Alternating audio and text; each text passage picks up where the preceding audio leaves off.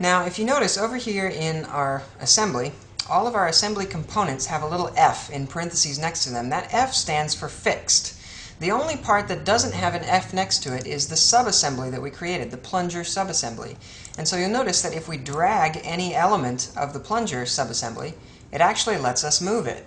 Because in an assembly, everything is kind of free-floating. It's as though it exists in space, but it's not really connected to anything. So in order to make this behave intelligently, we're going to have to put an assembly constraint on the plunger so that it'll stay at least within the realm of reasonability where we want it to be. So first of all, I would like for the right plane on our plunger to always touch the right plane of everything else. So all I'm going to do is click Mate with this little paperclip up here. And it's going to ask me, what do I want to mate? Well, I'm going to expand these things, and I'm going to say I want to make the front plane of our plunger coincident with the front plane of everything else. Hit the checkbox, and then it's going to ask for another one. Do you want to do another one? And in this case we do. I want the right plane and the right plane to be coincident. And that will get us really close to where we want to be. Now, if I drag this plunger, it goes up and down, but it will not go side to side. It'll stay right where we want it, which is perfect. But we can get even fancier than that. Let's just go back to our right view for a second.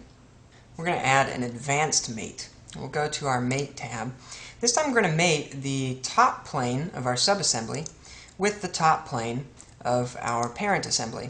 And by default, it's going to make those planes coincident. But we don't actually want them to be coincident. We're going to go to the Advanced Mates tab here and click on Distance. Distance is really freaking cool. I love this. I can set it to be a maximum value and a minimum value. So I'll set the minimum value to 0 and the maximum value to 100. What that means is now when I click OK and we zoom back, the minimum distance between those planes is 0, meaning I can bring it all the way down to 0, and that's as far as it'll go. And if I drag it up, the maximum distance it'll go is 100. So now I have a working plunger that only goes as far as it's supposed to. Perfect. So that's really cool. So mating assembly constraints are actually really easy to work with and can be pretty fun. And the important thing here is that we used a master model and that all of these other components by default are fixed in the correct places. So if you were to make the X, Y, and Z planes of all these parts all right where they should be, all coincident with each other, then everything is right where it should be.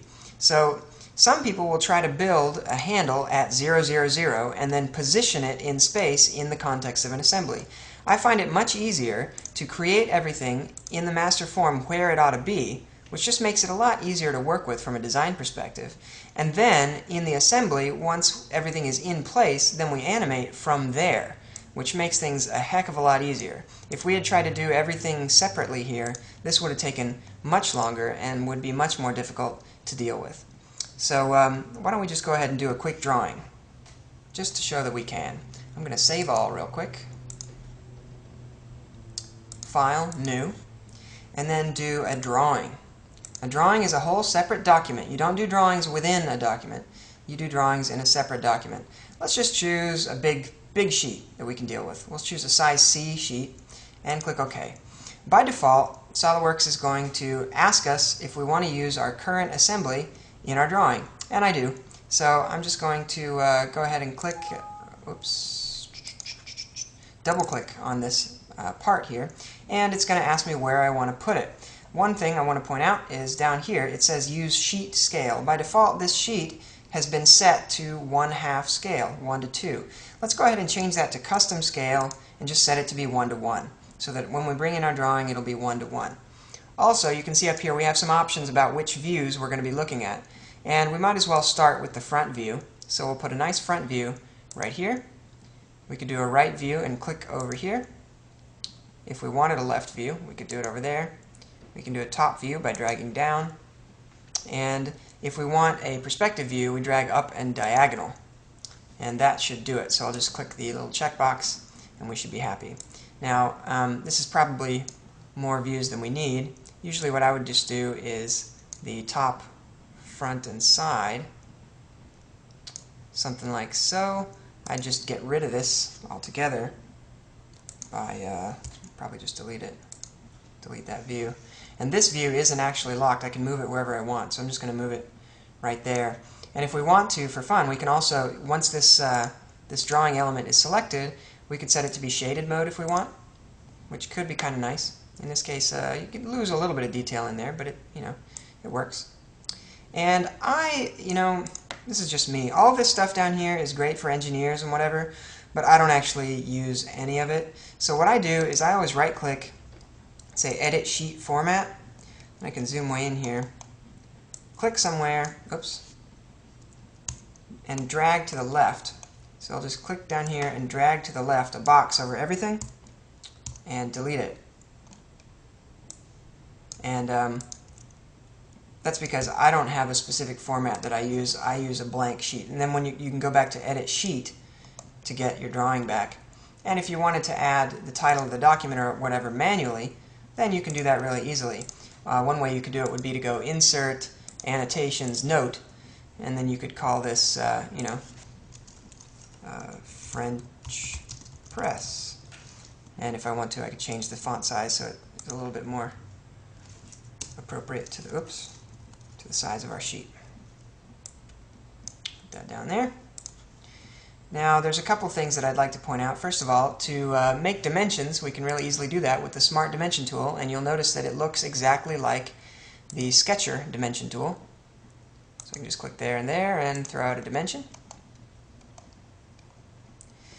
And another thing, we're looking, right now we see tangent edges in all of these. And so there's a interesting trick for that.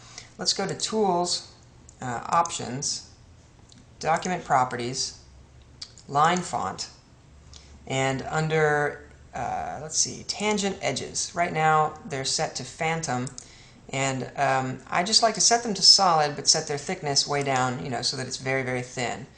And then click OK. Now, all of these don't have that line font applied to them. If I right-click on one of them, though, I can say Tangent Edge, and I can say Edges with Font. I don't know why they make you do this runaround, but that's what you have to do. So I'll go Tangent Edge, Edges with Font, and do that for each of these guys. And now, any tangent edges should be thinner. You can see I've got a thick edge on the outside and a thin edge on the inside for the tangent edges. Just looks a little bit nicer, a little bit cleaner. And another note that's important for me that I use regularly is that this drawing is right now in millimeters. Some clients want it in inches, some in millimeters, some in both. So I'll go to Tools, Options, Document Properties, and then Dimensions, and you can set, let's see, the dual dimensions to be turned on by checking this box here. You can also check this box for Show the Units. And primary precision, I set that to 2 decimal places. Secondary, or we'll just set that to 2 decimal places as well, and click OK. And now you can see we have 7.2 inches and 182.88 millimeters. That way we get a much better, it's much more easy to read, and you don't get complaints from the client about whether or not it's in inches or millimeters or whatever. So that's the basic idea, and then I can just save this file out, save it as a drawing file. Yeah, I'll just save it in the CAD folder with everything else. And I usually date them. I'll just date the drawing. And also you can go Save As and save a PDF, which is a huge deal. That's exactly how I give all of my drawings to my clients. And then they can just open it up and print it out however they want to. So that's basically it. I guess we're ready to render.